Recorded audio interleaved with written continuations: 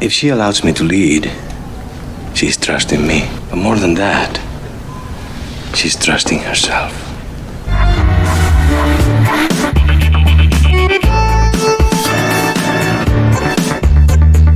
Charismatic, charming, elegant Antonio Banderas. Funky, reckless, young misfits. Passionate, touching, fascinating, classic dancing.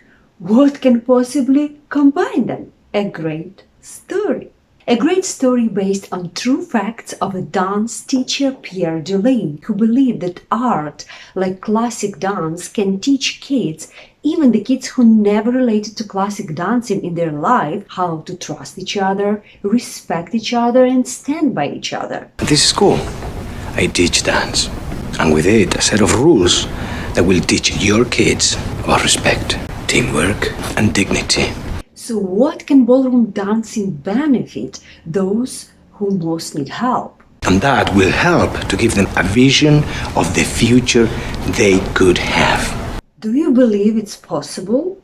Not so many of the teachers, parents, and of course kids believe that, but Pierre Dulaine proved them wrong in a story that leaves its mark on every viewer. As usual, we are going to learn and practice American English vocabulary and practice your listening skills to get used to different accents. Antonio Banderas speaks with a Spanish accent because originally he's a Spanish speaker. The film also features a diverse cast of young actors, each bringing their own accent to the table. This diversity of accents from Brooklyn to Dominican adds a layer of authenticity to the film, makes the characters more relatable and the storyline more engaging. I have danced my whole life, but I never ballroom danced. Whether it be the hip-hop or merengue or the foxtrot or tango, I was a beginner at everything. That's what it is, that confidence. That's what they gain. It's not just dance, though. It's all arts. Anything artistic that you get to exude your pain through or whatever that you feel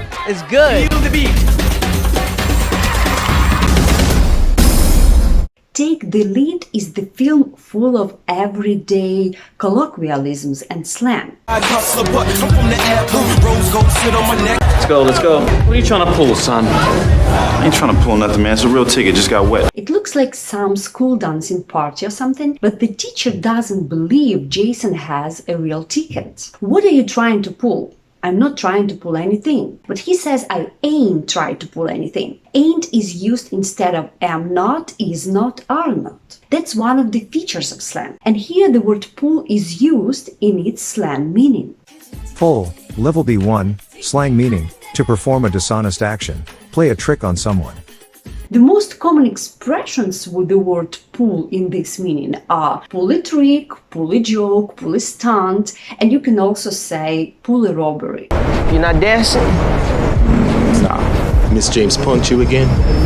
We're rolling. You down? After Jason is kicked out of the party, he meets some friends. We're rolling. You down? These grammar-broken sentences are typical sentence structures in slang. The correct variation is we are rolling. Are you down? Remember, you can talk and write like that if you want with your friends, but you cannot talk and write that way at work or emails because it is not grammatically correct and not an official language. So what exactly is he saying? Roll has the meaning to rob someone, especially if the person is drunk, unconscious, or sleeping. Or also rob a car, a house, when the owner is not there. One of the meanings of be down is to be on the list to do something, to be among those who are willing to do something. Basically, it's a synonym to the phrase to be in. You can ask, are you in?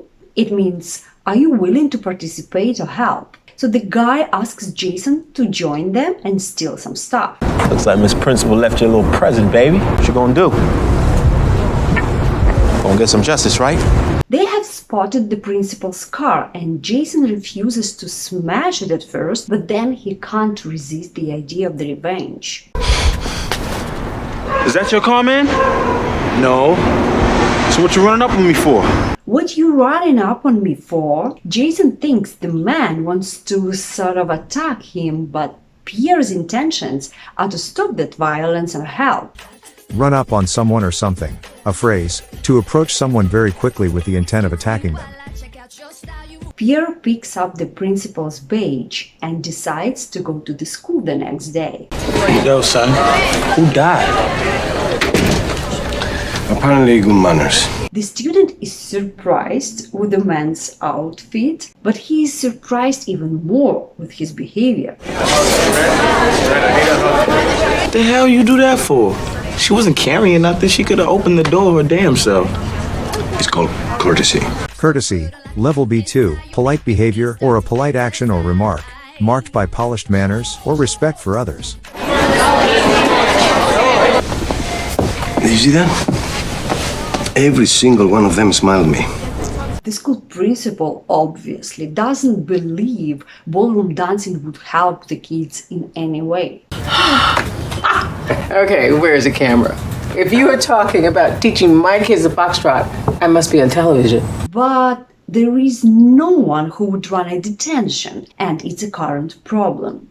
So she has an idea. I just might have an opening for you. You meet me back here at 3 o'clock sharp. 3. Mr. Dulaine, either you want to help out or you don't. I'll rearrange my schedule. Arrange, level B1, to plan, organize, or prepare for something, or to do something. Mr. Dulaine will rearrange his schedule. Why he added the prefix re and what it means. You can add re basically to any verb, and it will mean to do something again and maybe with some modifications. For instance, re-enter, redo, rewrite, reread, recalculate, rebuy, rebuild, replay. So who is this Pierre Dulaine? This is a guy who did a lot of things for other people without expecting anything in return. When the real-life Dulaine was asked why he wanted to help the kids of New York's public school system, his answer was so simple and well-intentioned, and it took me by surprise. I took up dancing when I was 14 and I was shy, timid and spoke with an accent. And you come fast forward to when I'm in my late 40s and I felt I want to give something back to society and all I could do is dance. Dancing was the way for Dulaine to bring joy to people and make them happy. Write in the comments what dancing is for you and what you think learning to dance can bring or add to your life. I'll be happy to discuss it with you. It's a very interesting topic. If you can think of a way to cut a corner and collect a dime, these kids in detention are all over before you and I have had our morning coffee. If you think of a way to cut a corner or collect a dime, these kids in detention are all over it before we even have had our morning coffee. It is a brilliant sentence to describe who Mr. Dulaine is going to deal with, and also it consists of 3 interesting expressions. A way to cut a corner or cut corners, this idiom means to find the way to spend less money, to find a cheaper and easier way to do something by ignoring the rules. It can be not only the money, but also materials and efforts. Collect a dime. A dime is 10 cents. Basically, it means to earn some money, but using the word collect instead of earning shows that the money they get are also from illegal actions. We've seen an example of that when the guys were rolling, pulling robberies. So the kids are all over it.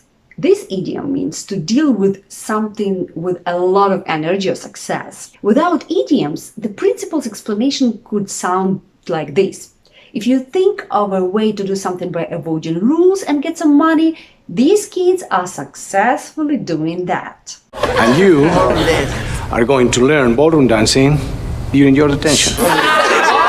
As one can imagine, the kids initially reject the idea and laugh at him. Nor are the school administrators supportive of him either, even though he's offering to teach detention for free. Do you know any of our students that are going to want to do ballroom dancing? Absolutely not. I think I just discovered the cure for cutting class. Man for any number of miscreant behaviors.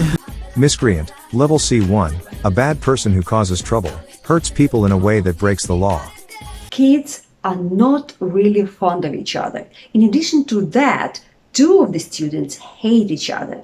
That was the main reason they wouldn't dance together at the first class. They even steal Pierre's bike to make him not come again. So Mr. Dulaine goes to the principal to find out what was really happening. This is Lorette's twin brother. He's an honest student, but we lost him to drugs. That's Rock's brother. Was the most screwed up, evil kid I ever knew. Jason and Lorette's older brothers died during the gang settling their accounts, and that was the reason of hatred. What started out as a fist fight turned into a little gang war, and when it was over, some kids were hurt, some were dead. What started as a fight turned into a gang war. Turn into something is a phrase of level B1 and means to change or develop from one thing to another. For example, my trip turned into an adventure, meaning first it started as a trip and then became an adventure. How many of you think this style of dance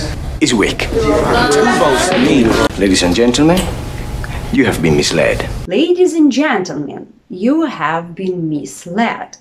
Lead, led, led. This is the irregular verb. The word lead means to serve as an example and make people follow. That's why there are leaders and followers. But Pierre is not talking about leadership. This word has other meanings. Lead, level B2, to make someone believe something, especially something that is not true, to influence in the way that causes wrong decisions. In this meaning, lead is used in the expressions lead to believe, lead to expect, lead to understand, and lead into something. Mr. Dulaine says, you've been misled. When prefix mis is attached to the word, it changes that word's definition to describe incorrectness or an action that was badly done. For example, misbehave, misjudge, misinterpret, misread, misunderstand. So mislead means to make someone believe something that is not true by giving false information, not correct information, yeah? It is the dance of strength, of romance, and love. Jason, who wrecked the principal's car, is in the detention as well. However, Mr. Dulaine never mentioned that he witnessed him doing that. Don't be doing me no favors. I don't know nobody nothing. I don't get down like that. So I'm gonna ask you again. What you want from me? I don't owe nobody nothing. Look how many negatives only in one sentence. Don't, nobody, nothing. Grammatically, this sentence should consist of only one negative form. That is another feature of slang. So how would you say it correctly? I don't owe anybody anything. Jason says, I don't get down like that. Get down is a slang phrase as well that means to behave naturally without pretense. So he's saying that his natural way of living is not to owe anyone anything, like he always pays his debts. That's why he doesn't believe Mr. Dulaine didn't rat on him without wanting anything in return. It's like sex on hardwood. I would kill to dance like that. Kill to do something, or kill for something, idiom, used as an exaggeration, to want something so much that you will do almost anything to get it or do it.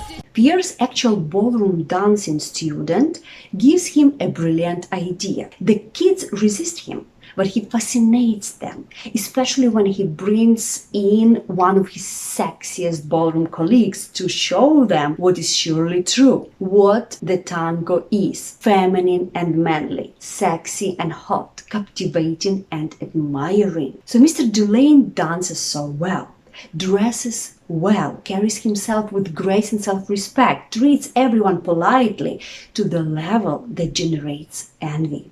The kids start to follow him not because they want to improve and reform, but because they would like to be that cool. How many of you men would like to handle a woman like that?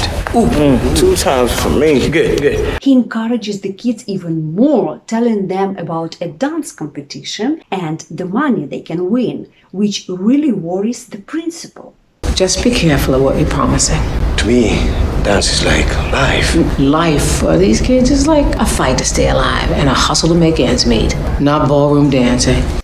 Make ends meet, idiom, level C1, to have just enough money to pay for the things you need to live. Caitlin, the girl who gave Pierre the idea to bring the professional tango dancer to the class, wants to join the detention lessons, but no one wants to dance with her, taking her as an upper-class white bread girl. We don't need any more white bread tourists seeing how the other half lives. White bread? I'm sorry, do you own a mirror? Oh. When someone calls someone a white bread, he describes traditional and boring people. I'm so fly I can make anyone look good. Thank you, sir. As an adjective, the word fly means fashionable and attractive. For example, wear something really fly for your date. In the film, that's the first example of kids starting learning more than just dance steps. They discover self-discipline, respect, and the importance of teamwork. You want to go back downtown and tell your little rich-ass friends what it's like to slum with us?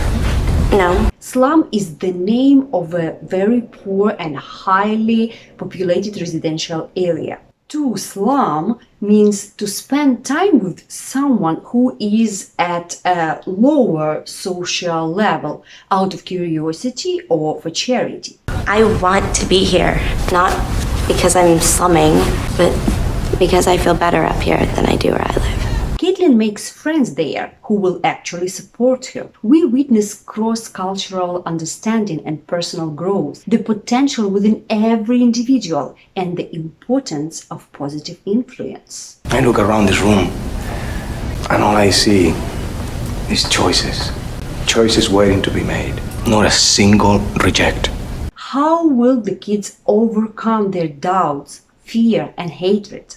What will they achieve in the end? I believe now you can watch the film in English with much more of vocabulary and accents understanding. Hit me the like and join me next Thursday for another lesson. Until then, keep watching, keep learning, and keep dancing.